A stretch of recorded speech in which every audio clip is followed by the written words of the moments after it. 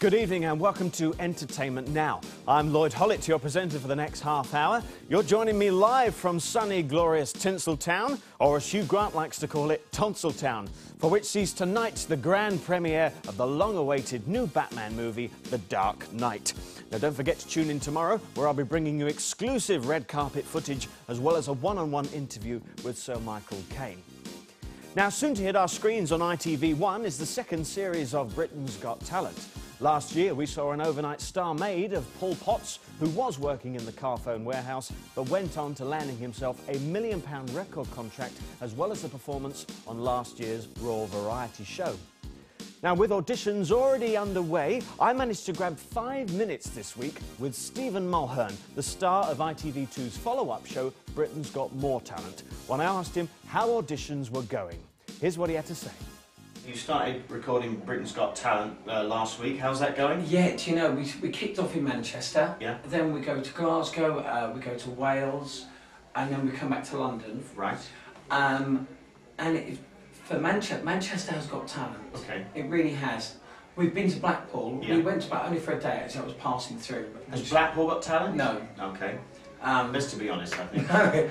No, Yes. no. There was a ferry act. Okay.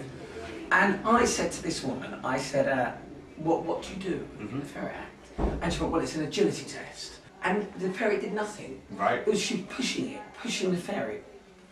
Ferry's hard. Ferry's... Oh, that's bullying, isn't it? It's bullying. You can bring up the RSPCA, let them know. It's wrong. Now, Paul Potts won last year. Do you think there's going to be a similar type of influx for that type of talent? I do, and I don't know. Paul Potts was a dream of a find, because he worked in the Carphone warehouse. No disrespect him. To look at him, Yeah. you wouldn't have thought he had that talent. Yeah. And maybe that's wrong to say that, but you wouldn't. You know, his teeth were... Everyone spoke about his teeth. Yeah. And now he's a multi-million-pound selling artist. Brilliant. And his teeth are sorted. His teeth are sorted, everyone's happy, including the dentist. So this is your second year. What's that on your back there? What? Look, you've still got, still got your tag on. This is a new jumper. How did you put this on? He's been wearing this for weeks. Look at this. I do apologise. This is a new jumper, that's why. Have you got it? There you go. Lloyd. Can I keep that? Can you? I'll put it on eBay and make a loss. There you go. Well, I tell you something. This is your second year now for Britain's Got Talent. And of course, most people will love you for Ministry of Mayhem and all the kids stuff you did. Are you more comfortable trying to move because you did Dancing on Ice Defrosted? Yeah. And you more comfortable moving in the kind of adult Saturday night role? I'm really trying. It's the hardest jump from a kids presenter to a family show, but with animals doing funniest things, and also there's going to be a kids doing funniest things this year, by the way. Yeah.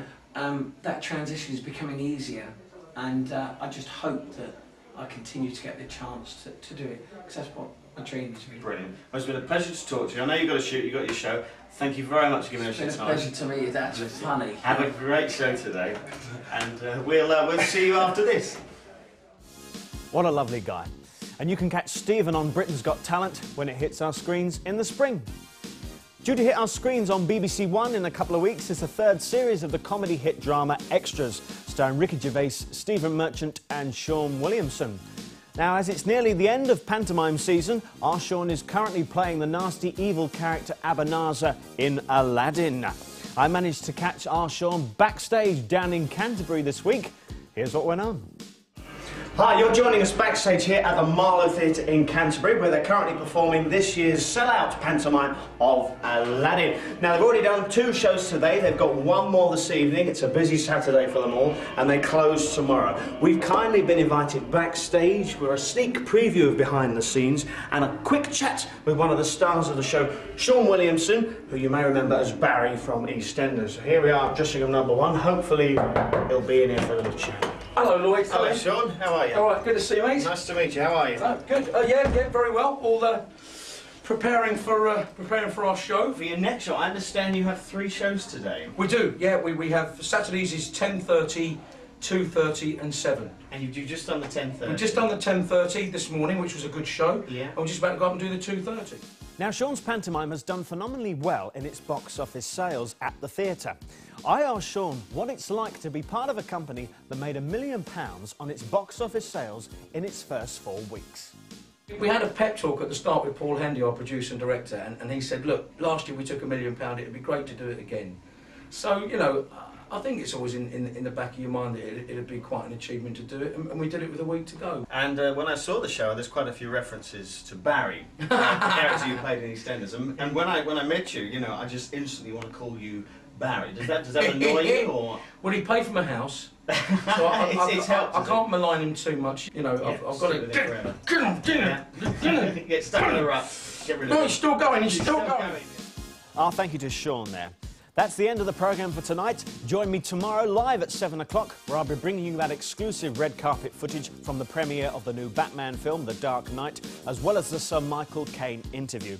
Also, I'll be bringing you a live one-on-one interview with Michael Jackson's monkey, Bubbles, where he'll be telling me what it's like spending his life living with a big, hairy animal. From me, good night.